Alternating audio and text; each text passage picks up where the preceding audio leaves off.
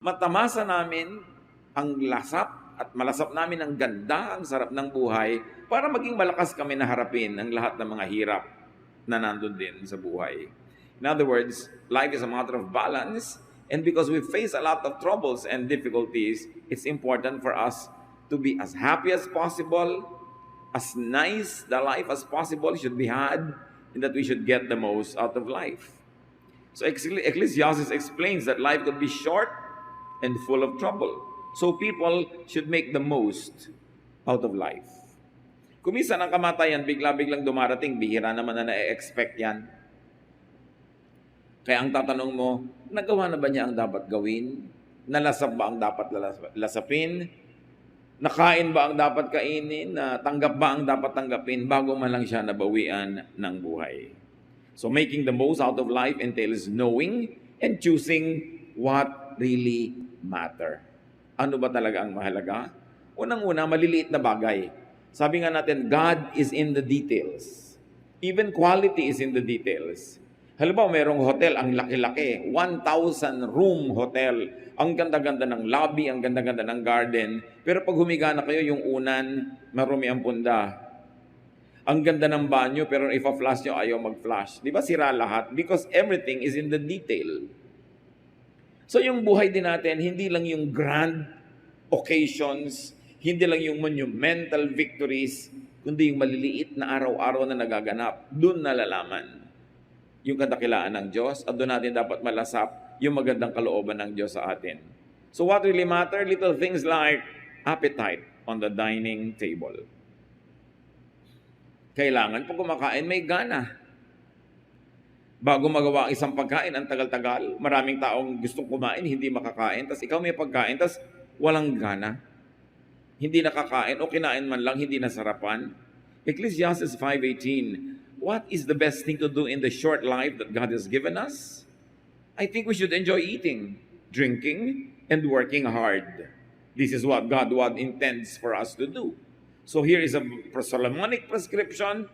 What you should do in life, eat, drink, work. Buti na lang, nilinaw niya na dapat may work. Dapat balanced. Eating and drinking without working means poverty. But working without eating and drinking means dullness, grouchiness. Kung puro ka trabaho, wala ka namang enjoyment sa buhay, mamaya mainit na lagi ang ulo mo, hindi ka na masarap kasama, hindi ka na rin nag-e-enjoy, ba't ka pa nagtatrabaho?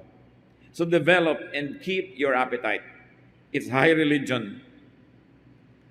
And develop and keep the appetite of others.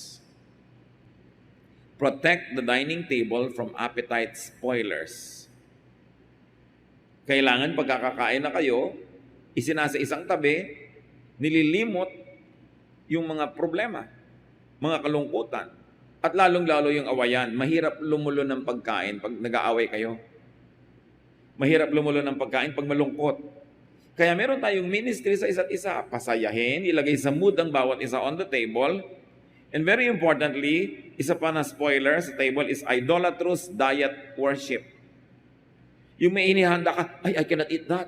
Ay, ayoko niyan. Ilang calories yan. Naku, tataba ako. Yung pinintasan na ng pinintasan yung pagkain. It's an appetite spoiler.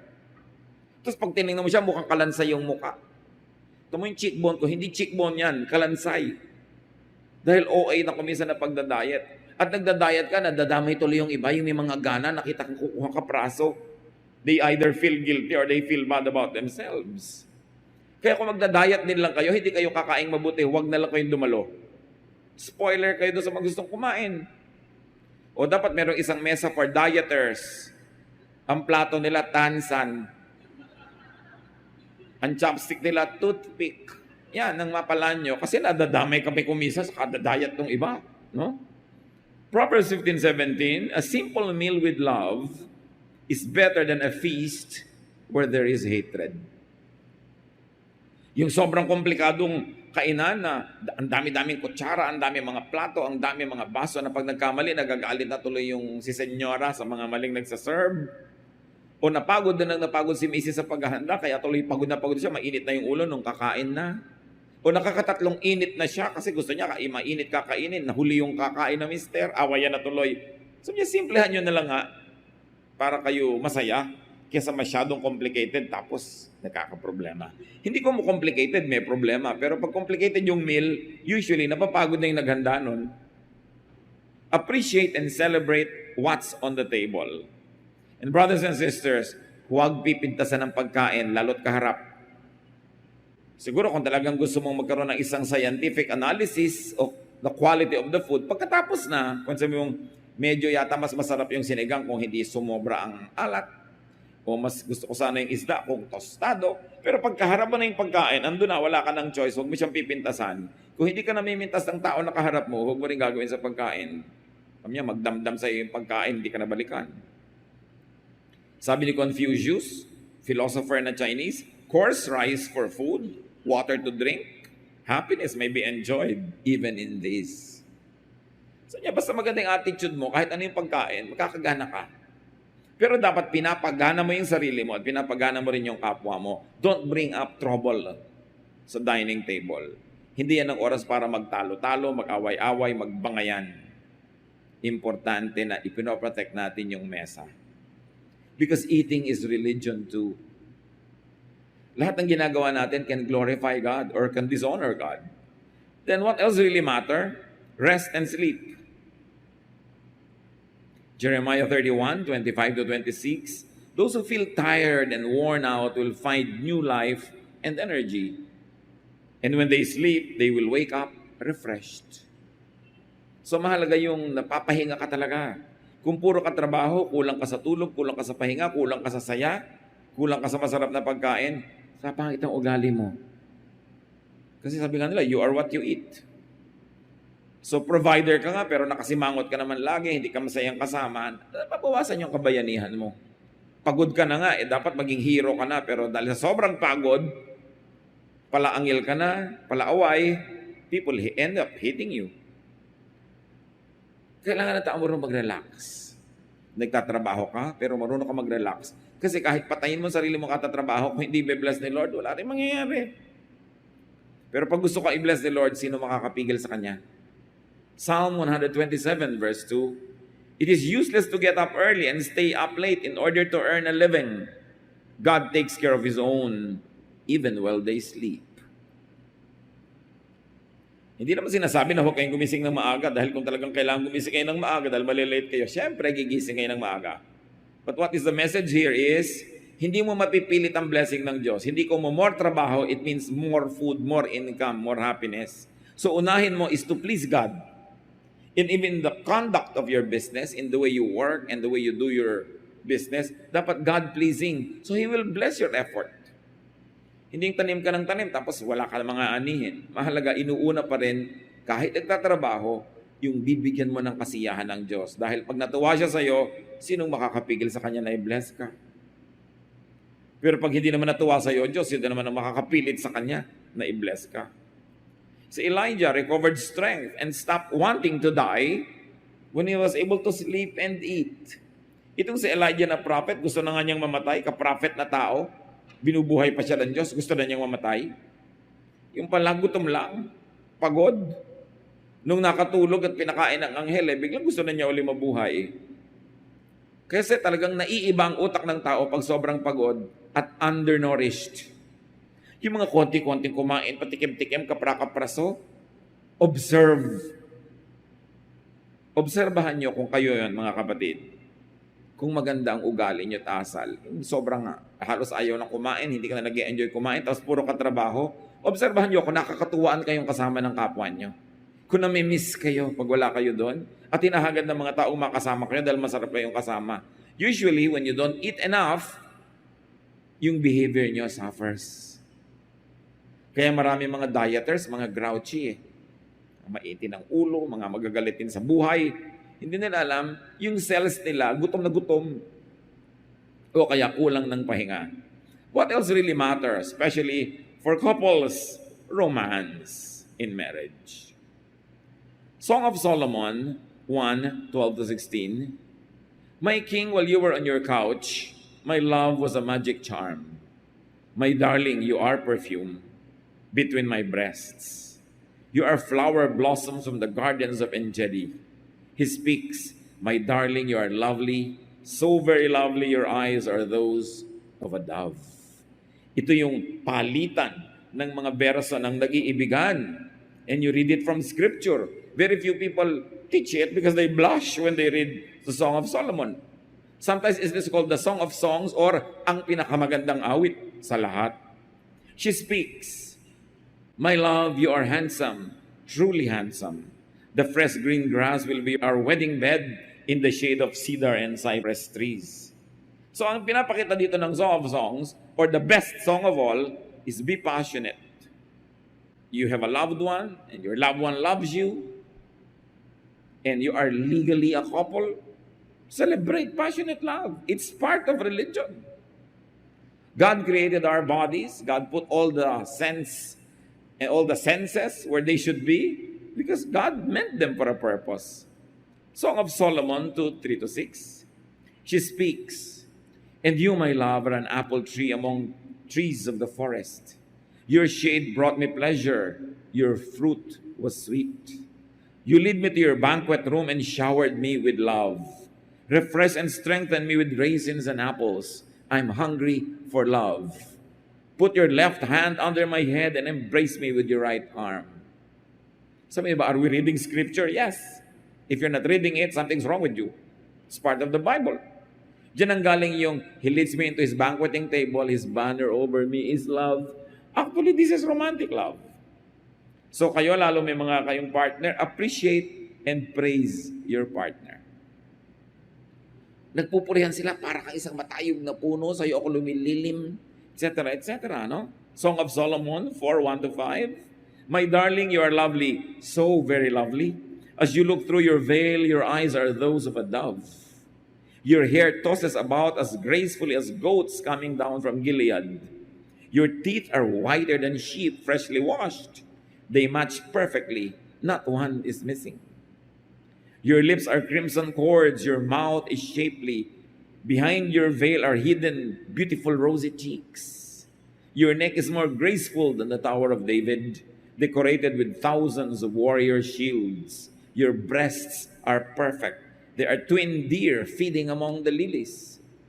So, here is a man and a woman praising each other in the context of married bliss. So what is the Bible telling us, especially Solomon and the song and the best song of Solomon? Couples should enjoy their time. Have, protect, and beautify your private time and space.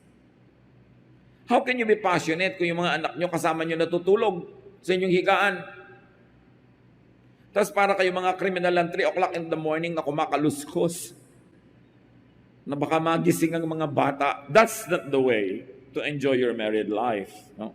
Mga lalo yung mga babae, hindi ko man naging nanay kayo, you stop being a wife.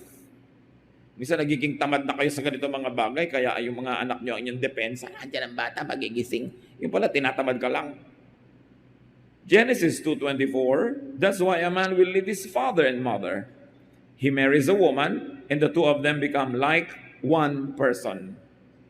So kung humihiwala yung mga ikakasal sa mga magulang, it doesn't have to be literally na paghiwalay, iniwan mo yung nanay mo nag-iisang byuda sa bahay niya. Hindi yun ibig sabihin nun. Ibig sabihin lang, meron kang commitment na ang partner mo na from here on yung asawa mo. Ganon din sa anak. Nakahiwalay ka rin. Ang number one mong priority, asawa mo. Huwag kayong malilito kahit kailan kung sinong priority nyo because you are one with your partner, not with your mother, not with your son or daughter. Yun ang priority.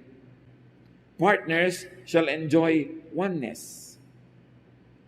Ecclesiastes 9:9, "Life is short, and you love your wife, so enjoy being with her." That is what you are supposed to do as you struggle through life on this earth. Kaya napakalaking hamon sa atin yung OFW phenomenon. Hindi natin sinisisi mga kababayan natin na kailangan maghanap buhay, pero hindi dapat matagal magkahiwalay. Kasi ang payo ni Solomon, enjoy life with your wife or your husband, of course. Deuteronomy 24:5, "If a man and a woman have been married less than 1 year, he must not be sent off to war or sent away to do forced labor. He must be allowed to stay home for a year and be happy with his wife." Can you imagine sa batas ng Old Testament, pag bagong kasal ang lalaki, 1 taong exempted sa army. sa military service, at kahit forced labor, hindi siya dapat mapagod. Isang bagay lang ang dapat niyang ikarir. To be happy with his wife. And this is a glorified situation that couples should always bring back to life. Israelite army men were exempted from service for 1 year after their wedding.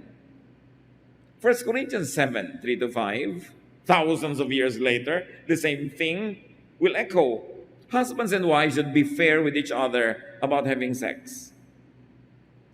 A wife belongs to her husband instead of to herself. And a husband belongs to his wife instead of to himself. So don't refuse sex to each other unless you agree not to have sex for a little while in order to spend them in time in prayer. Then Satan won't be able to tempt you because of your lack of self-control. So ano tinuturo dito? Kahit napaka-conservative na si Paul, sabi niya, may asawa ka, ang katawan mo, sa pag-aari yun ng asawa mo.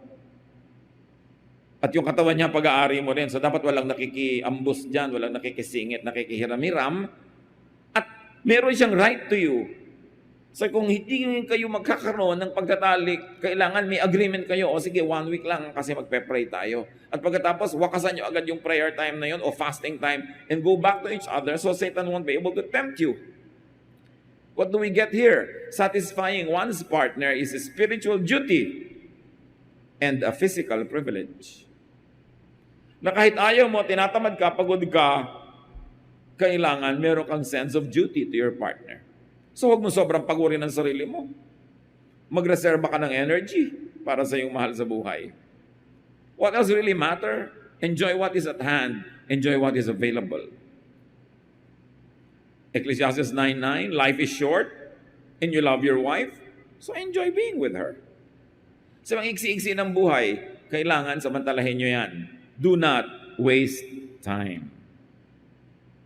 Hindi yung ang tagal-tagal na hindi kayo nagmamahalan o kaya naging malamig kayo sa isa't isa, naghiwalay pa kayo matagal. Sayang ang panahon.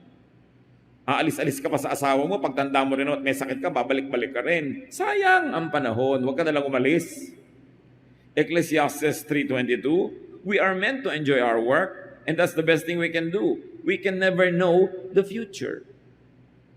Hindi mo naman pwede ipagmalaki yung kinabukasan pa, hindi mo alam kung ano mangyayari. So enjoy whatever is being done and happening at present. Huwag kang isip ng isip, o sige, next week babawi ako. Paano kung hindi ka nabuhay next week? O next month, makakapagbakasyon din tayo. Next year, magkakaroon din tayong oras. No. Dapat everyday may iniaago kang panahon for enjoyment. Every week may iniaagaw kang araw. Every month may iniaagaw kang weekend. Every year may inaagaw kang at least 1 week or probably 2 weeks or a month para sa ganito mga bagay. A little of everything every time. Work, eat, drink, play, all in one day. All in 1 week, all in a month. Because you don't know when your life will end. Especially if you're a father, a mother, a spouse, you have a duty to other people. Hindi ka nabubuhay para lang sa sarili. Ipagpalagay na ayaw mo mag-enjoy. Paano sila? Gusto sila mag-enjoy at hindi sila mag-enjoy na hindi ka kasama, may pananagutan tayo sa isa't isa. Lalabas kayo, meron kayong outing, huwag ka manimangot, huwag mo pangitan ng mood mo, huwag mo ilabas yung init ng ulo mo. Sayang ang outing. Sayang ang picnic, doon ka pa nag-alboroto. Sayang yung kainan, doon ka pa nawala ng gana, doon pa kayo nag-away. Huwag magsayang ng sandali. Kasi hindi na bumabalik. Ecclesiastes 5:19, suppose you are very rich and able to enjoy everything you own. Then go ahead and enjoy. This is God's gift to you. So anong sinasabi? Pinayaman ka ng Diyos, binigyan ka ng mga blessing, enjoy what God gives you. Do not be and stop being guilty for enjoying. Especially if your wealth is God-given, if it is deserved, you work hard for it, you never killed or stole from anybody, enjoy it. Huwag kayong makikinig sa mga religious people na lagi kang pinapag-guilty pag nag-enjoy ka. Kakain ka ng masarap. Alam mo ba, nasa halaga ng lunch mo, makakapagpakain ka na ng 500 squatter? Yung daganunin ka, kakain ka na. Marami naman akong ginagawang kabutihan. Bakit pati pagkain ko ngayon, kailangan ko pagtasahan? Bakit hindi ba ako pwedeng mabuhay para rin sa sarili ko, kasabay ng pagpapakain ko sa iba? Sabi, if God blesses you, enjoy it. Choice ng God na blessan ka Kasi pag hindi mo in-enjoy yun, parang binaliwala mo yung binibigay sa'yo. Kung minsan kasi ang tinuturo ng relihiyon, sobrang guilt. Ang mahal-mahal ng damit mo, marami ka namang damitan na mahirap kung hindi yan ang isusuot mo. Nagbibigay din naman ako. Ano ngayon kung mag-enjoy ako? God wants to be gracious to me. As long as I don't steal it, I work for it, and I also never forget to be charitable. Why should I be stopped from enjoying what God gives me? Ecclesiastes 11:8. Even if you live to a ripe old age, you should try to enjoy each day. Because darkness will come and will last a long time. Nothing makes sense. The darkness, of course, is death. Sabi niya, kahit matanda ka na, mag-enjoy ka pa. Hindi yung matanda na ako. Ano ngayon kung matanda na kayo? Mag-enjoy ka pa, sabi ko noon. Huwag kang mag-alala, death will come and you will stay dead for long. You have all the time to be dead. So huwag mo i-fast forward. Huwag kang magmadali, buhay ka pa. Ang Diyos sa kanyang walang hanggang karunungan ay nagpapasyang buhay ka pa, therefore mabuhay ka. Nobody is too young. Enjoy every phase, every period, every moment of your life. Walang too young or too old for enjoyment. And you want to enjoy, start early and never stop. Because life is a gift from God. Life is not a problem to solve. Life is not a cross to carry. Life is not a list of don'ts, don'ts, don'ts. Life is a gift. Kailan pa natin lubos na uunawain na kaluguran ng Diyos, gusto ng Diyos na mag-enjoy tayo? Hindi niya minamasama. Basta't hindi nakaw, pinagtrabahuhan, deserved, and thanked for. Ipinagpapasalamat dahil alam mong kabutihan lang ng Diyos. Si Paul, si Pablo, he learned to be contented with any and in any situation. Philippians 4:12, I know what it is to be poor or to have plenty, and I have lived under all kinds of conditions. I know what it means to be full or to be hungry, to have too much or too little. Sabi ni Paul, lahat yan napagdaanan ko na. Sa palagay mo, napigil ako na mabuhay dahil ako'y mapera o kote ang pera, pagod o nakapagpahinga, gutom o busog. Lahat yan. Dumadaan talaga yan. But you must never forget to continue to worship God, to serve God, and to enjoy your life. What else really matter? Peace and contentment in aloneness. Or even in aloneness. Kung wala kang kasama ngayon, enjoy your time. Huwag kang parang hilong-talilong na naghahanap ng kasama. Kung wala gusto mong kumain, wala kang kasabay, hindi kumain ka, enjoyin mo. Kung binigyan ka Lord ng kasabay, isabay mo. Hindi naman laging may tao. Marami kasi sa atin mga kapatid, hindi tayo marunong mag-enjoy mag-isa. Pag nag-iisa ka na, para ka ng feeling mo, itinapon ka ng tadhana. May makikita ka pa kumakain mag-isa, bakit ka nag-iisa? Bakit naman hindi? Yung hindi ako makapag-isa, kaya alam niya maraming napapariwara dahil ayaw mag-isa. Kahit kay taning, nagpapasama, may makasama lang. Kahit masama na, kasalanan na, magsasama pa rin. Sa takot mag-isa. It is one thing we have to learn, to enjoy aloneness. As long as you are not always alone, and that you also enjoy happiness in company. Hindi naman yung sobra ka na naging individualistic. Enjoy parties, weddings, banquets, fellowships. Jesus did. Pag binasa yung New Testament, lagi siyang nasa mga handaan, kainan, wedding. In fact, the first miracle of Jesus was to make wine at a wedding ceremony. So, nakita niyo kung ano yun? Iisipin mo, ang pinakaunang himala dapat ni Jesus, nagpagalig ng libu-libong pilay? Nagbigay ng padingin sa mga bulag? Hindi. Gumawa ng alak. Para matuloy yung kasiyahan ng wedding. Hindi ito yung alak na nakakalasing. Ito yung alak na nagpapasarap ng kain, nakasabay sa hapagkainan. You might think it's not profound enough. You might think it's too trivial for the Son of God to make His first miracle this way. But that's a statement. That is precisely the statement. That Jesus is saying, the daily, mundane items of day-to-day life is not too small to merit a miracle. That life is made up not of great moments, which could only be few, but life is made up of many days put end to end, That's why those days must count. Those days must be celebrated. So the father in the New Testament throws a party when the prodigal son returns. When your prodigal son returns, what do? Yung naglalayas mong anak, yung suwail mong anak, pag uuwi, anong sasalubong? Sermon. Anong sasalubong? Pagalit, baka bugbog. Itong tatay na ito, matapos lustayin ng anak yung kanyang pera, naghirap, bumalik, he throws a party. Luke 15:25-26, the older son had been out in the field, but when he came near the house, he heard the music and dancing. So he called one of the servants over and asked, "What's going on here?" Sabi, nagparty po ang tatay nyo dahil umuwi yung kapatid nyo naglayas. Luke 15:28, the older brother got so angry that he would not even go into the house. Spoiler, may party, ayaw sumama. At doon niya ibunilalas lahat yung sama niya ng loob. Don't be a complainer. Don't be a spoiler just because or because you work hard. Pag tinignan niya, yung anak na isa, mahilig gumastos, masayahin, mahilig mag-party, dalustay ang pera. Ito ng isa, trabaho. Ang dami palang sama ng loob na binubunton, iniipon. Tapos bigla niya sinumbatan yung tatay niya.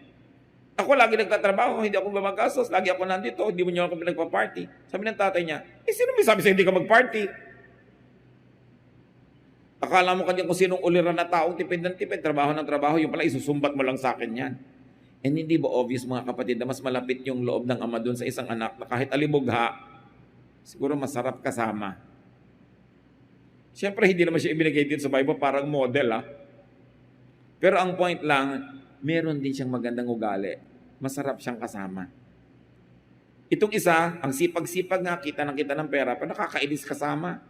Nanunumbat pa. So, hindi siya pala nag-enjoy sa buhay. What else matters in life? Contentment even in times of want. Sayang ang oras, kahit oras ng taghirap. Kung ang ipagdiriwang nyo lang yung panahon na kayo mariwasa, edi ang konti nun. Kasi ang big majority of people, hindi naman talaga nagiging ganong kariwasa. So dapat wala kang sasayanging oras kahit panahon ng hirap. Ipagpiesta mo pa rin, ipagdiwang mo pa rin, kasi sayang pa rin yung oras. In fact, nahirapan ka na nga sa oras na hindi lalo namang nasayang kung wala ka man lang napala. Philippians 4:12-13, I know what it is to be poor or to have plenty, and I have lived under all kinds of conditions. I know what it means to be full or to be hungry, to have too much or too little. Christ gives me the strength to face anything. So mga kapatid, dumarating yung panahon wala kayong pera, enjoy pa rin kayo. Marami namang enjoyment, hindi kailangan bayaran Hindi kayo sure kung magkakapera kayo or not. Don't suspend your enjoyment of life. Hayaan nyo lang, darating yun kung darating, hindi darating kung hindi darating, kahit kayo mag-worry. Hindi natin sinasabing maging mapagwalang bahala tayo, pero dapat tayong matuto ng certain level of just letting it happen. Kahit naman pilitin mo, hindi mo rin mapilit To be satisfied does not mean gleeful about your needs. Ang sinasabi lang dito, I have learned to be satisfied. Alam ko, kulang, hindi ko ipinagdiriwang na kulang, pero anong gagawin ko? Magrereklamo, magmumukmuk, magagalit. So niya, tinisikap ko, tinuturuan ko sa sarili ko na enjoyin kahit konti. Total, konti anong gagawin ko? Sayang ang panahon. And of course, another thing that really matters is appreciation in plenty. Pag dumating naman yung panahon na mariwasa ka, maluwag sa buhay, pasalamatan. Proverbs 15:6, the house of the righteous contains great treasure, but the income of the wicked brings them trouble. Meron daw talaga mga specially favored because of their righteousness na pinupuno ng Diyos ng mga magaganda, mamahalin, maririwasang bagay yung bahay niya. At huwag kang ma-offend. Sabi mo, ang ganda naman ng plato mo, ang mahal, makakabili ka na ng 50 Biblia dyan. Yung papagiltihin mo yung tao may magandang Biblia, may magandang plato, may ganun Yung gusto mag-party, ilang Biblia na mabibili natin doon? Gusto ng Diyos balance. O namimigay ka ng Biblia pero nagpa-party ka rin. Importante yung ganun, hindi ka laging guilty. Dapat no guilt kung wala ka namang ginagawang mali. Proverbs 10:22, the blessings of the Lord brings wealth and He adds no trouble to it. Paulit-ulit yung mga verses, pag talagang bine-bless ka, luluwag ka rin, magkakaroon ka rin ng ginhawa, magkakaroon ka rin ng masasarap na bagay at hindi mo dapat yon ihingi ng tawad o i-apologize for. Psalm 90 verse 12 says, teach us to number our days. Turuan mo kaming bilangin, pahalagahan, bigyan ng kututuran ang bawat araw na ipinahihirap mo sa amin. Remember, life is a gift. Internalize it natin. It's a gift. Therefore, it must be enjoyed. May nagbigay sa'yo ng t-shirt, gift, hindi mo sinusuot, hindi ka nabibigyan uli. Meron akong taong tinigilan bigyan ng tuwalya magaganda dahil nalaman ko, nandun lang sa cabinet niya lahat. Pointless. So pag may binibigay sa'yo yung Diyos, enjoyin mo yon. Just don't forget to share. In this case, he said, well, you want eternal life? And Jesus said, if you want to be perfect. So Jesus equates the concept of eternal life with perfection. And then he says, go and sell your possessions and give the proceeds to the poor. In other words, Jesus was saying, you want perfection that gives eternal life or brings a slice of eternity into your life? Be kind. And you will have treasure in heaven. Here, treasure in heaven. Again, heaven is always defined as a place where you go after you die. But whenever Jesus uses that word, or the kingdom of God, or the reign of God, He also means that bliss, that joy, that peace and happiness that people feel and experience here and now when they follow the ways of God. In other words, when they let their hearts to become the kingdom of God, when they make God the king of their hearts and in their hearts. So sabi niyo, gusto mo magkaroon ng buhay na walang hanggan? Gusto mo makaramdam ng eternity, ng timelessness, ng perfection, ng bliss? Equated with that, do this. Be kind. Especially to the needy. Then, pwede ka nang sumunod sa akin. Follow me. In other words, unless you are doing it my way, where am I going? Why do you want to follow me? Because I'm in heaven, because I'm going to heaven. But the way to that place, or to that state of mind, is by being kind.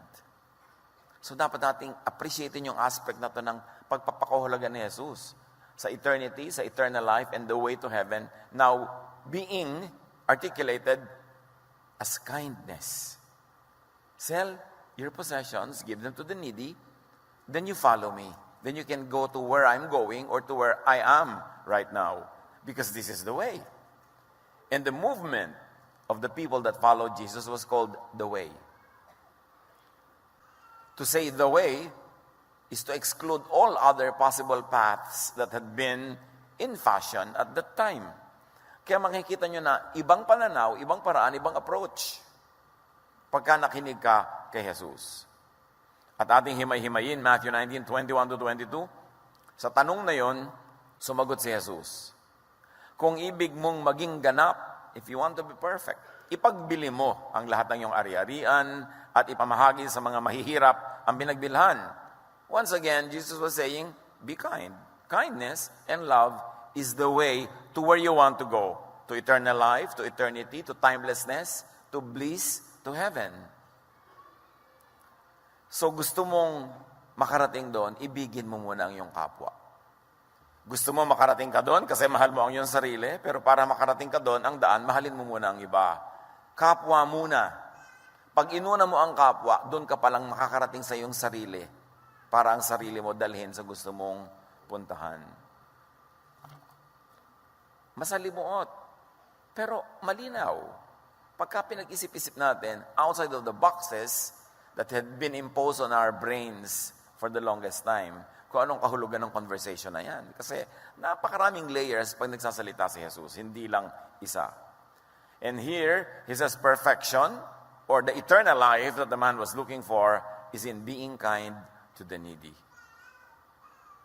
Sabi niya, at magkakaroon ka ng kayamanan sa langit. Nililiteral na naman ito ng iba. Tuwing may ginagawa ka, nagde-deposit ka sa langit, nagde-deposito ka doon, literally, para pag nagpunta ka doon mo i-withdraw. Well, we are not discounting the possibility, the literal possibility of that interpretation, but obviously in this case, the Lord was saying, langit is the kingdom of God, not a place up there in the clouds or beyond. Langit is in and within you. It is not a place out there, somewhere in the universe, but it is in your heart. Kaya nilinaw niya sa Luke 17:21, people will not say, look, God's kingdom is here, or there it is. No. God's kingdom is here with you. Translated another way, God's kingdom is inside you. The way to the kingdom in you, the way to you, to your own heart, is through others, through kindness to others. So it is cyclical. Gusto mong makarating doon sa heaven, dadaan ka muna sa iba. Maging mabait ka sa kanila, then you get to that heavenly position to be able to enjoy it yourself. So you make others enjoy first. And you become the collateral beneficiary of your goodness to others. It's not you making yourself enjoy only and only you. Makukulong ka sa sarili mo. Para ka makarating sa sarili mo, you have to go full circle. You want to get to God, you go to God through others first, by doing good to them, by being kind to them, and then you reach God, and God blesses you, pabalik-balik. It all begins and ends with God. That's why Jesus is the beginning and the end, the Alpha and the Omega. All the kindness and the goodness start with Him. We become beneficiaries, so we make others beneficiaries too, and it goes back in terms of praises to God and thanksgiving to God, and the cycle is done. So langit is in your heart, in your mind. Langit is spirit, feelings, not just a place.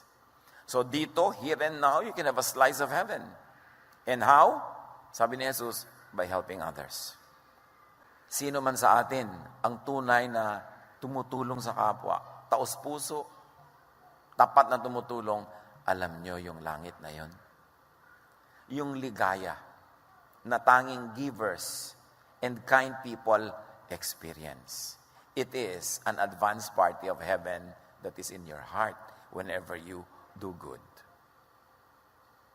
At pagka naman gusto mo gumawa ng mabuti at hindi mo nagagawa, hirap na hirap ang yung loob, parang equivalent ng hell. Hell-like feeling. At sabi ni Jesus, magkakaroon ka ng kayamanan sa langit, and if you like to be spiritual about it, magkakaroon ka ng kayamanan sa puso mo, sa loob ng puso mo. True wealth is in the heart, is in the feelings, in the good feelings caused by being kind to others.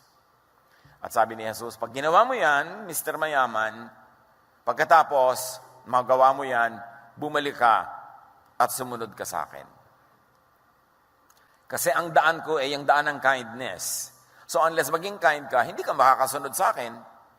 So kailangan maging kind ka rin. At yung daan ko na yan, ang patungo sa heaven, patungo sa eternal life, ang sample ng eternal life and heaven, well, gawin mo yan para ka magkaroon ng eternal life na hinahanap mo at hinihingi sa akin ngayon. Matthew 15:21, doon sa kinalugdan ni Jesus na servant, the master answered, you did right. You are a good servant who can be trusted. You did well with that small amount of money. So I will let you care for much greater things. Come and share my happiness with me. Para rin sinabing, come, follow me. Come share my way. Come share my destination. Come share my happiness. And the way to that happiness is kindness to others. Sayang at hindi ito mapapatunayan ng mga taong nananatiling makasarili lamang, hindi gumagawa ng kabaitan at kabutihan sa kapwa. Sa kanila, ito isang mito, isang guni-guni, na maaaring isang falsehood, kasi kailangan mong gawin para maranasan. Sabi niya, follow me, meaning be with me in happiness, in my kingdom, in heaven. Follow me, which means I will reign in your heart, and your heart will be my kingdom. Your heart will be heaven here within you. Pagkarinig nito, malungkot na umalis ang binata sapagkat siya'y napakayaman. So, ibig sabihin, hindi siya handa for eternity. Hindi siya handa for eternal life. Hindi siya handa for heaven. Kasi hindi siya handa na daanan yung kaisa-isang daan. Patungo doon na sinasabi sa kanya ni Jesus, kindness to others. Kasi mahal niya yung pera niya. At kung mahal niya yung pera niya, ibig sabihin, hindi niya mahal ang sarili niya. Kasi kung mahal mo ang sarili mo, sinabi na ni Jesus you want heaven? Ipamigay mo yan, at then makakarating ka dahil pwede ka sumunod sa akin.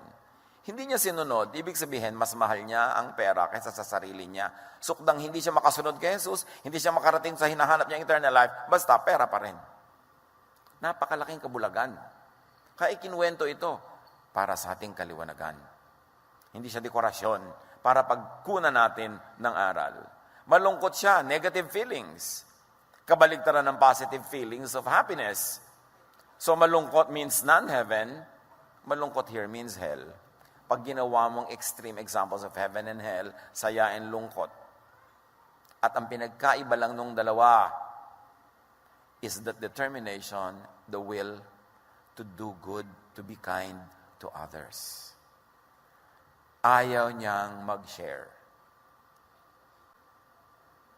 But in the experience of love and in godliness, you keep only what you give away. And you lose what you selflessly keep. Parang sinabi ni Jesus, to live, you have to die. Mga extreme examples, cyclical, para mo ma-maintain, kailangan pamigay mo. You want heaven? Give your heaven, your money, whatever you love away, and it comes back to you. That is the law of the universe. The law of balance. Mas mahal niya ang kayamanan niya higit sa kapwa-tao.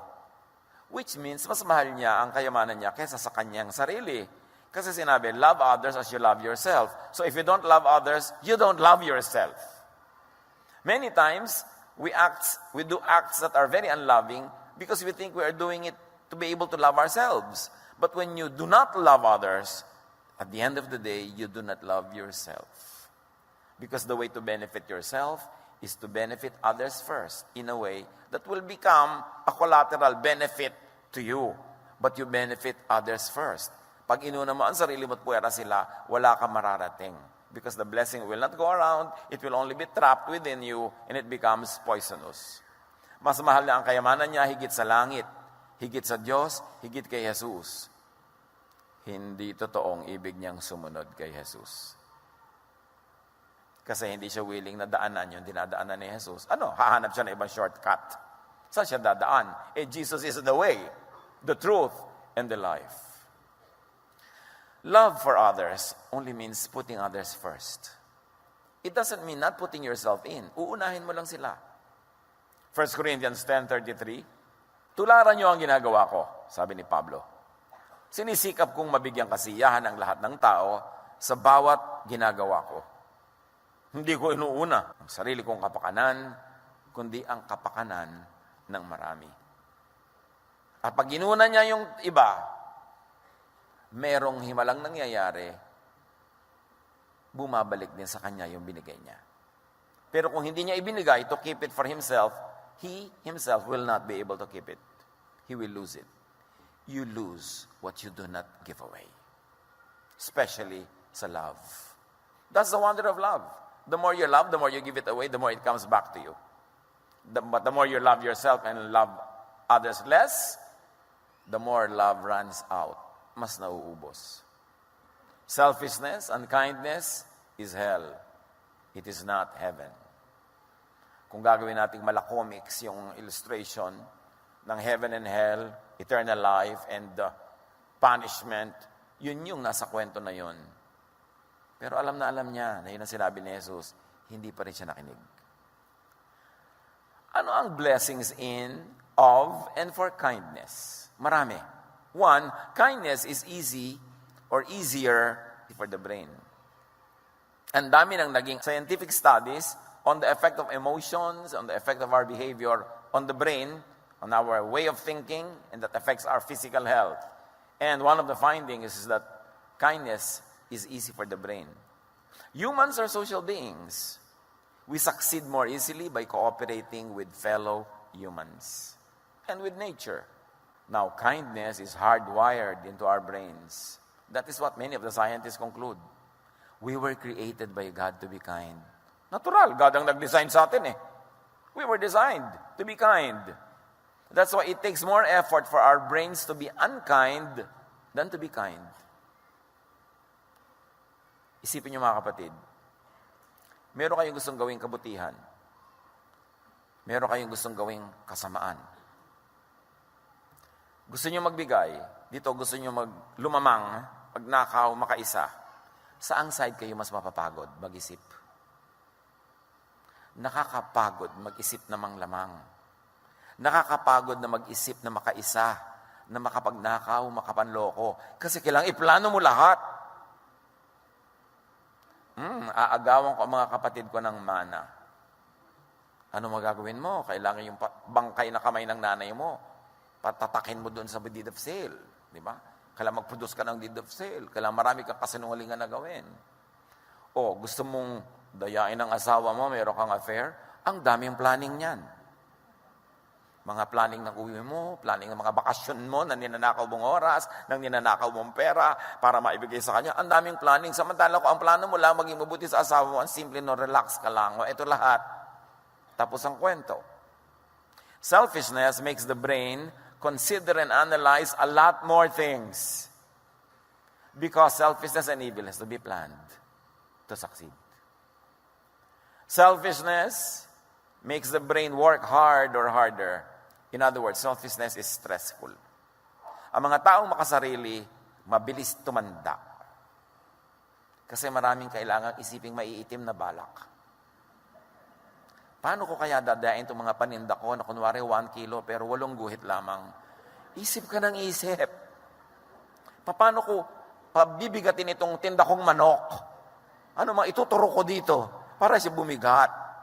Anong gagawin ko para maibenta ko ang bulok na karne? Lalagyan ko ng mga sili para spicy, para matamis, para magkaroon ng mga lasa. Kailangan mo mag-isip para mandaya.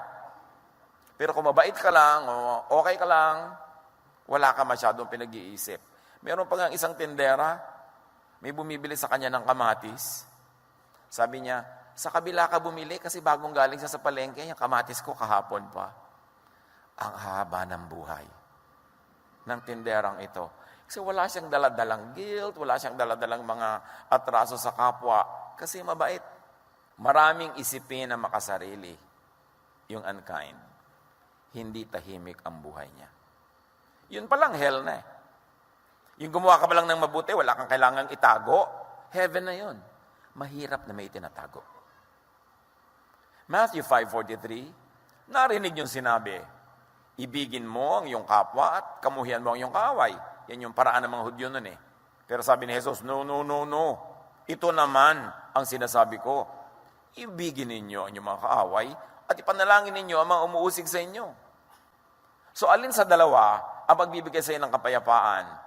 Yung kinakabihan mo yung kaaway at minamahal mo lang yung kaibigan, o mahalin mo na lang lahat. Patawarin mo lahat, ipanalangin mo lahat. Mas madali yun. Wala ka ng galit na aalagaan. Wala ka ng mga babalakin na paghihiganti. Hindi ka na hypersensitive. Marami kang pinapalampas. Kaya yung way ni Jesus, sabi niya, I am the way. Sabi niya, my yoke is easy, my burden is light. You will find rest for your souls. Sa kabaitan ng kapahingahan, hindi sa unkindness. Unsociable individuals are disadvantaged. Yung mga hindi marunong makipagkapwa, hindi marunong makitungo, hindi marunong makihalubilo, yung mga makasarili, they are weak. Why? Because struggle is a fact of life. And sociability and cooperation are equally important to be able to make it through the night. Mas mabuti sa atin na tinutulungan at tumutulong kaysa mapag-isa ka lang. Kindness is present even in nature. Pag pinag-aralan natin yung mga animals and plants, meron tinatawag ang mga biologists na survival of the selfless. Ibig sabihin yung mga marunong makipag-cooperate sa kapwa halaman, sa kapwa isda, sa kapwa kung ano man, mas malaki ang survival rate mo doon.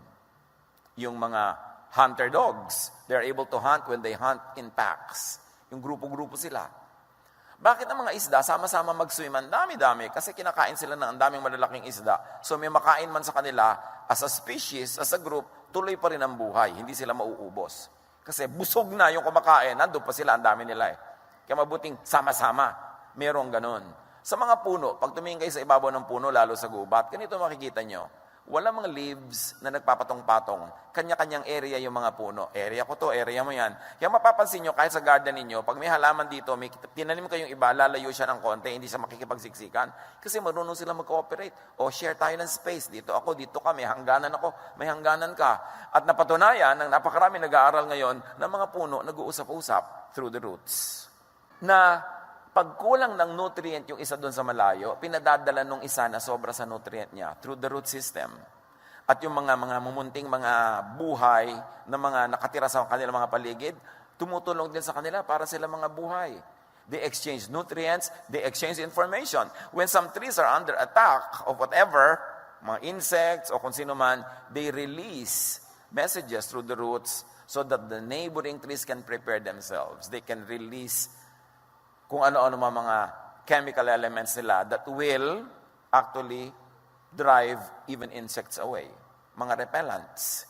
Kaya yung mga informed and healthful habits ngayon, ang pampaalis ng insekto sa bahay, plants. May mga plants na specialty nila, magpalayas ng lamok, magpaalis ng mga ipis, pero hindi nyo papatayin. Because pag may insecticide kayo, yung side means dead, katulad ng suicide. Di ba? Yung dead. Parasite, genocide. Ngayon, may insecticide ka, ang nakamamatay sa lamok ay nakamamatay din sa iyo. Malaki lang nga ang lungs mo, kaya hindi ka namamatay agad. Isang patak patay ang lamok, sa iyo, isang drum dapat. Eh dahil hindi ka naman nagbubuhos ng isang drum sabay-sabay, spray ka lang ng spray every day, unti-unting naiipon sa katawan mo yon, kaya bukas ka pa mamamatay. You don't want insects in your house? Plants, ilagay nyo. Just drive them away, don't kill them kasi may karapatan din sila mabuhay. Ayaw nyo lang, kakagat-kagat sila sa inyo, so just use even essential oils. Yung mga plants, nagtutulong-tulungan sila. Pag kami namamatay na isang halaman, talagang hindi na maiwasang mamamatay siya, nire-release niya lahat ng mga very favorable elements sa kanya into the root system para makuha ng iba. Kaya pag tumingin uli kayo sa mga puno, makikita nyo, sila ay sample ng cooperation. Puno nga marunong niyan. Dapat tayo rin. Pero ang tao, over time, nabaluktot ang isip eh. Ang itinuturo natin ngayon sa mga bata, be competitive. Sa mga bansa, be competitive. Pag nag-compete tayong lahat, mamamatay tayong lahat sa planetang ito. Ang kailangan ng humanity, cooperation. Yung product na pinakamadali at pinakama-effective na gawin ng bansa mo, yun ang gawin mo. Yung iba ang gagawa. So we all need each other and we all feed each other. Hindi tayo magko-compete. You kill your competitor, you will also die. Kasi mawalan ka ng market. Mawalan ka ng supporter. It is important na tayo'y bumalik sa kabaitan, kabutihan, kagandahang loob, at turuan natin ang mga bata to be cooperative rather than to always want to win. Yung kailangan anak, ikaw ang first honor. Alam niyo yung mga ganun, pag lagi mo diniktahan, mamaya wala siyang kaibigan na classmate kasi competitive siya. Laging gusto niya, siya yung panalo, pinakamataas ang grade, laging siya yung mga bida. So who will like that kind of person? Kailangan, anak, marunong ka dapat makisama, marunong ka dapat makitungo, dapat marunong ka makipagmabutihan because that's where we all will thrive. At yan ay tinuturo ng Bible. Turo yan ni Jesus at itinuro ng mga disciples yan. Kailangan marunong kang makibagay, makitungo, makihalubilo, makipagmabutihan. Ephesians 4:25 to 28. Dahil dito, itakwil na natin ang pagsisinungaling at tayong lahat ay magsabi ng totoo sa isa't isa. Sapagkat tayo'y bahagi ng iisang katawan. Kung magagalit man kayo, iwasan ninyo ang kayong magkasala. Huwag ninyong hayaang lumubog ang araw, naggalit pa rin kayo. Huwag ninyong bigyan ng pagkakataon ang dyablo. Ang magnanakaw ay huwag nang magnakaw. Sa halip, maghanap siya ng marangal na ikabubuhay para makatulong sa mga nangangailangan. Ano lang ang ending ng lahat ng sinasabi nito? Maging mabait ka sa kapwa, magiging mabait din siya sa iyo, pare-pareho kayong magbe-benefit. Huwag kang magsinungaling. Kasi pag nagsinungaling ka, malalaman din nila yan, mawawala sila ng tiwala sa iyo. Paano ka aasenso kung wala nagtitiwala sa iyo? Huwag kang magnakaw para kapagtiwalaan. You need people trusting you for you to succeed in whatever you do. Kailangan cooperation. Kailangan kind ka because kindness begets kindness.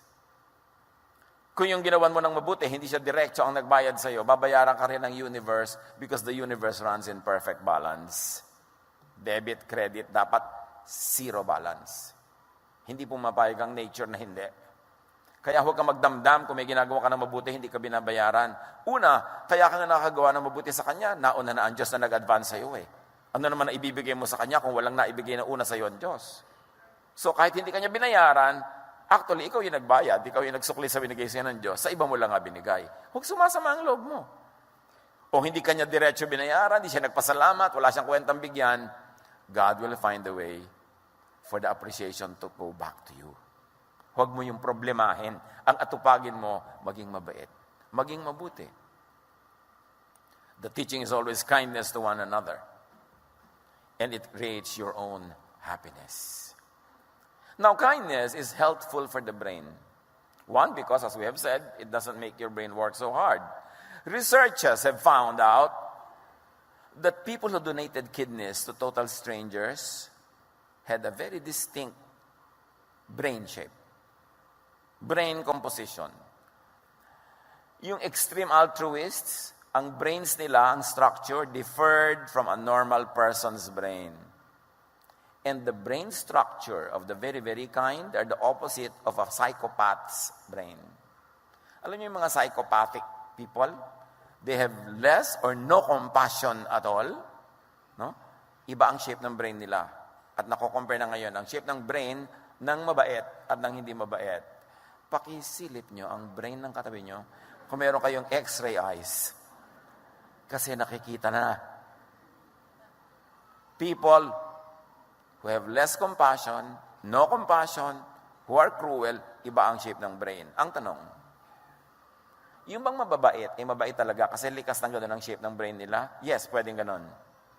Pero merong dahil sa practice ng kabaitan, kahit psychopathic yung shape nila noon, naiiba dahil sa ginagawa nila. You sow a thought, you reap an act. So an act, reap a habit. So a habit, reap a character. Gusto mo ng ganong character? Simulan mo sa ganitong thought. Gawin mong action, gawin mong habit. Mamaya, character mo na yon, nare-reshape ang brain. Kaya ang sabi ng Romans 12:2, do not conform to the pattern of this world, but be transformed by the renewing of your mind. Then you will be able to test and approve what God's will is, His good, pleasing, and perfect will. And the will of God is that we all be kind. So kung meron tayong mga natural tendencies to be unkind, kalabanin nyo yan, baligtarin nyo with action. Iniisip mong sampalin yung katabi mo, i-facial mo.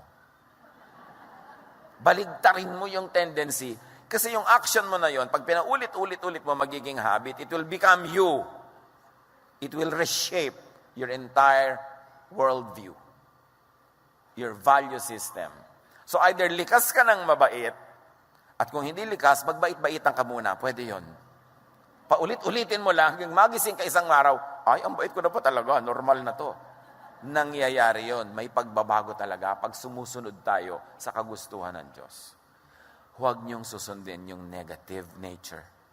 Kasi meron din tayo nun. Ang sundin niyo yung positive. Huwag niyong susundin yung udyok ng kadiliman. Ang sundin niyo yung guidance ng liwanag. Now, kindness is the way to happiness, not unkindness. According to studies, unkindness creates fluctuating happiness.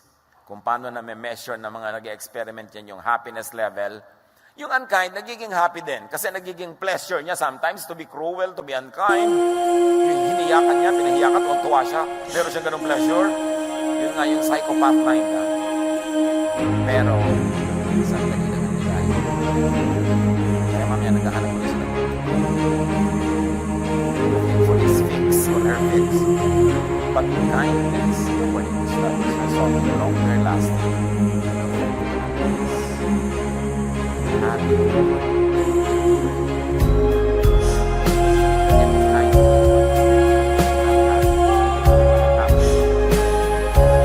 The way to happiness.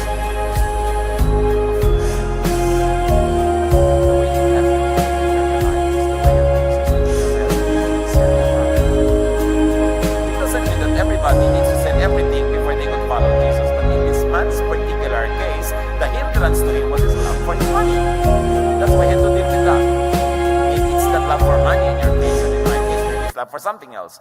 But if it makes us love people less or not love them at all, then yung sinasabi ni Jesus, i-liquidate mo yan, tanggalin mo yan, sell it, get rid of it, kasi hindi ka makakasunod sa akin pag iyan ay dala-dala mo.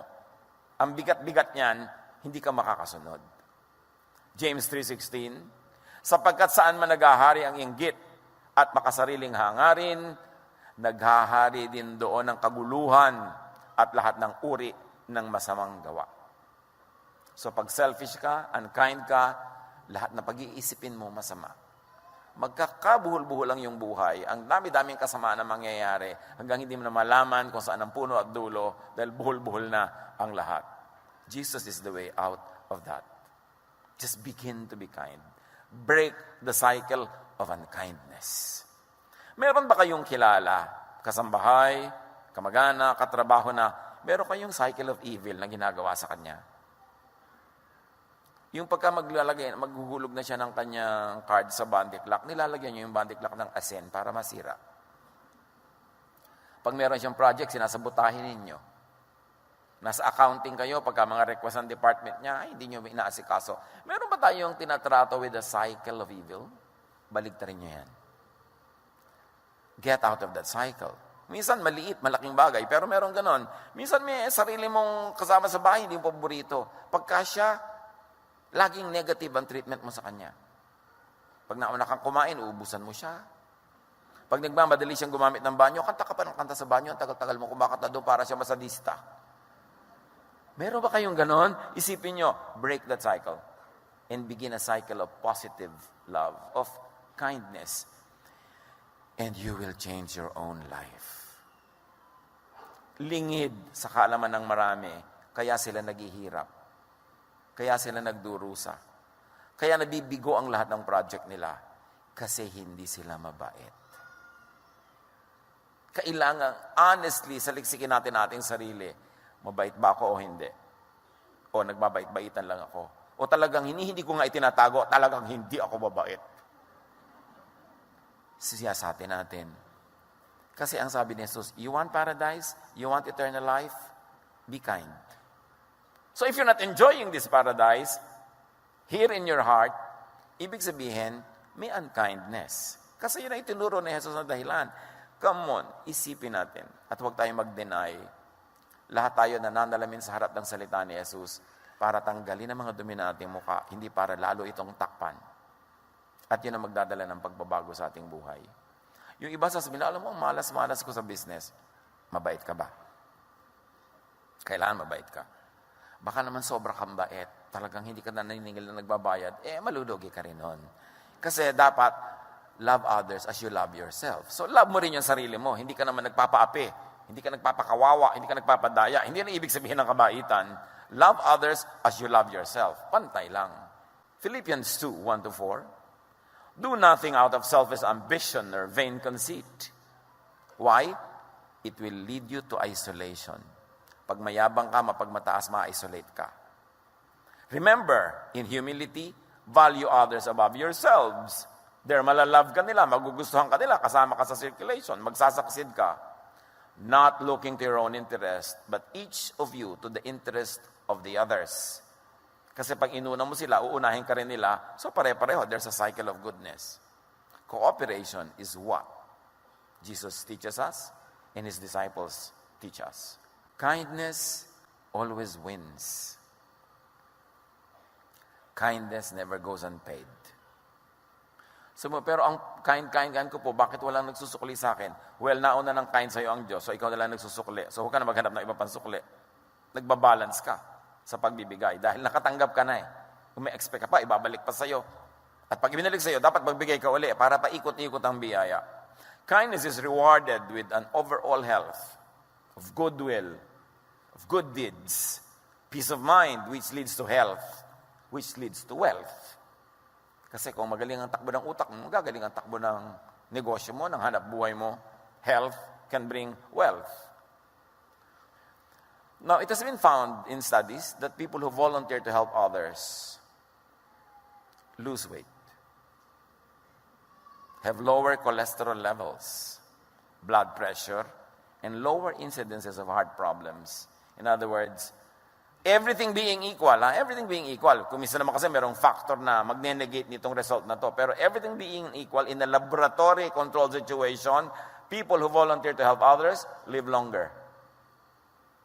Pero pag sabi ko, bakit po yung nagwa-volunteer, nasagasaan, namatay agad? Sabi ko nga, everything being equal. Hindi naman lahat nasasagasaan eh. Kasi kung sasagasaan mo siya, sagasaan mo rin lahat. Para everything being equal. But everything being equal, studies show again and again that people who are kind live longer. Bakit nga hindi?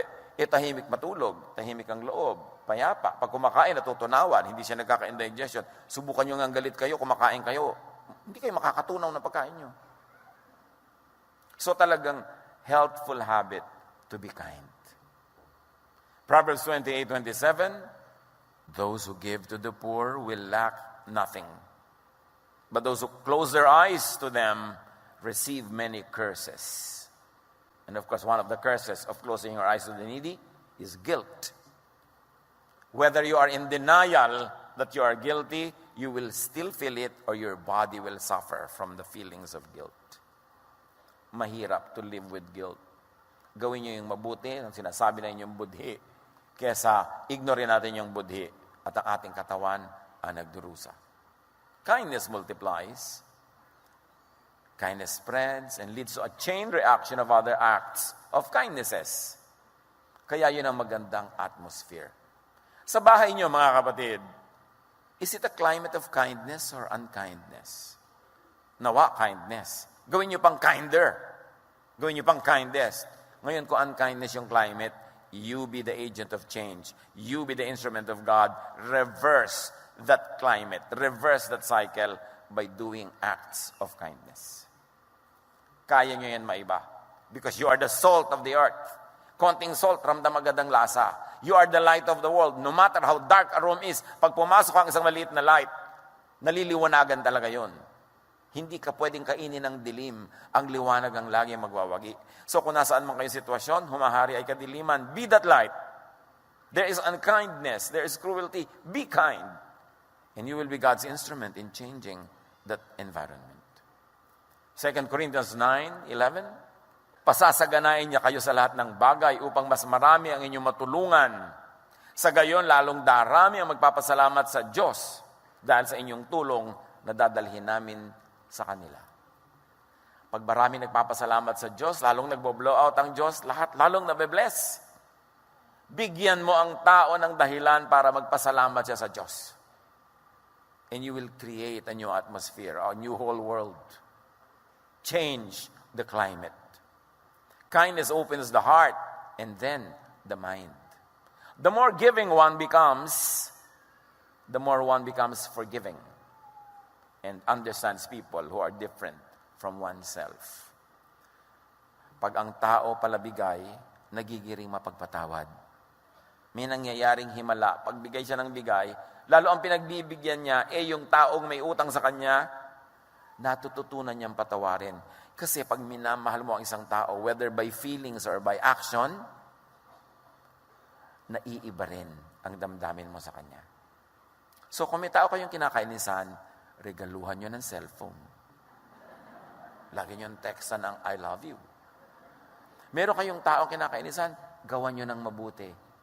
Kagagawa nyo ng mabuti sa kanya, bigla na lang kayo gigising isang araw, mahal nyo na pala. O kung hindi man kayo makarating doon, at least, hindi nyo na pala dislike. Hindi nyo na hate. That's the only way to reverse hatred with love. Kung merong gumawa sa inyo ng masama, gawan nyo ng mabuti. Kasi pag ginawa nyo rin ng masama, gagawa ulit siya sa inyo ng masama. Hindi matatapos ang cycle. Pero pag ginawa nyo ng mabuti, gagawa nyo kayo ng mabuti. O hindi man yan gawin yon, titigil na siya sa paggawa ng masama sa inyo. You will be able to change the flow of energy. Kind people embrace and care for others. If you embrace and care for others, you understand and appreciate yourself better. Ang pinakamabilis daw na daan for self-acceptance is accepting others first. Na pagka ang iba ay tinatanggap mo ng walang patakaran, inuunawa mo, minamahal mo, ang nagiging ending, natututunan mo ring tanggapin ang iyong sarili. Maraming tao, kaya nila nire-reject ang iba kasi ang sarili nila, di rin nila matanggap. Malalalim na mga psychological na usapin. Pero dinidiscuss yan ni Jesus at ang kanyang mga alagad. 2 Corinthians 9:13-14, ang bukas palad niyong pagbibigay sa kanila. Dahil dyan, magpupuri sila sa Diyos, kaya't buong pagmamahal nila kayong ipapanalangin. Can you imagine? Na may isa, lalo marami na taong buong pusong nananalangin para sa inyo. Can you imagine the blessing that you will receive? Kung ay pinapanalangin nila, sana magkasakit siya. Maparalitika sana siya. Yung ipinapanalangin sa'yo negative, pwedeng hindi matupad, pero pwede rin matupad. So, napakasarap na ang gagawin mo sa kapwa, ang ending, magpapasalamat sa Diyos dahil sa ginawa mo. Pupurihin niya ang Diyos. Pinapalitan mo ang climate ng planeta. So, be kinder. Maraming paraan to be kinder, but I like to suggest only one direction right now. Let others go first. Unahin ang kapwa. Put others first. Philippians 2:3-4. Huwag kayong gumawa ng anuman dahil sa paghahangad ninyong maging tanyag. Sa halip, bilang tanda ng pagpapakumbaba, ito rin yung higit ang iba kaysa sa inyong mga sarili. Pagmalasakitan ninyo ang kapakanan ng iba at hindi lamang ang inyong sarili. Put that into action. Serve. Wait on others. Galatians 6:9, huwag kayong magsawa sa paggawa ng mabuti. Pagdating ng takdang panahon, tayo ay aani kung hindi tayo magsasawa. Panaligan, panghawakan, tupdin ang sinasabi ng mga salitang ito. Serve. Wait for others. Wait on others, wait for others. Slow down long enough to extend a hand to others. Kung minsan sobra tayo nagmamadali sa ating mga schedule, walang time to love. But our accomplishment and our wealth will be measured by how much we loved, how much kindness we've extended to others. Psalm 90 verse 12, teach us to number our days that we may gain a heart of wisdom. Now, to number our days could mean to realize that life is short. To realize, to number our days, to intentionally focus on loving, on doing acts of kindness. Huwag kayong magpalampas ng isang araw na wala kayong namahal, na hindi kailangan emotional yon, yung nagawa nyo ng loving act. Because every day is an opportunity to love. Don't reverse it and turn it into an opportunity to hate. Dahil sayang ang araw na ibinibigay ng Diyos. And very simply, in very daily ways, wait for others to speak. Wait as they speak. Don't dominate conversations. Kindness yun. Napakasimpleng area of kindness. Pag doon lang, hindi pa tayo nag-succeed, sa malaki pa kayang area. Romans 12:10, magmahalan kayo bilang tunay na magkakapatid at pahalagahan ninyo ang iba ng higit sa pagpapahalaga nila sa inyo. So let and make others shine. Give them their 5 minutes of fame. Huwag niyong agawan. May magpo-post sa Facebook, wow, tumira kami dito sa 0.005 hotel na star. Bigla kang tatabi ng post, ako dito sa 7-star. Huwag mo naman siyang sapawan na, hayaan mo na. Ba't hindi tayo makatiis? May nag-post ng biyahe niya, ipopost mo rin yung biyahe mo. May nag-post kumakain ng bulanglang, ipopost mo yung French food mo na hindi mo nga ma-pronounce ang pangalan. Lagi nila kailangan makasapaw tayo. No, let others have their moments of fame. Philippians 2:3, don't be jealous or proud, but be humble and consider others more important than yourselves. Baliktad ang ginagawa natin kaya magulo ang mundo.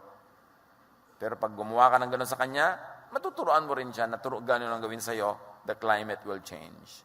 Mga kapatid, be okay with not being glorified.